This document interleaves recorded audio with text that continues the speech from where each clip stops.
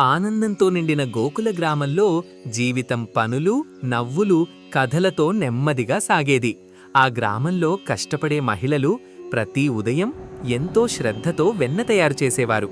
వెన్న కుండలు ఇళ్లల్లో భద్రంగా వేలాడుతూ ఎత్తైన అలమారలపై చక్కగా ఉంచబడేవి. అన్నీ సురక్షితంగా ఉన్నాయనుకున్నారు. కాని ప్రతిరోజు ఏదో విచిత్రమైన విషయం జరుగుతూనే ఉండేది. ఆ సమయంలో శ్రీకృష్ణుడు ఒక చిలిపి బాలుడిలా గ్రామమంతా అమాయకమైన చిరునవ్వుతో తిరుగుతుండేవాడు. అతను ఎక్కడికి వెళ్ళినా కొద్దిసేపట్లోనే వెన్న మాయమవుతుందని గ్రామస్తులు గమనించారు. ఖాళీ కుండలు, వదిలిపెట్టిన తాళ్లు, నేలపై చిన్న చిన్న అడుగుల ముద్రలు కనిపించేవి.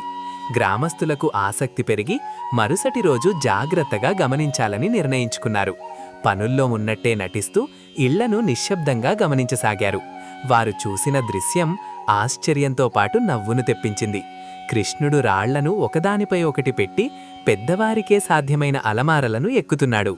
అతని స్నేహితులు కాపలా కాస్తూ సహాయం చేస్తూ దానిని సరదా ఆటగా మార్చారు. కృష్ణుడు వెన్నకుండను అందుకుని ఎంతో ఆనందంగా ఆస్వాదించాడు.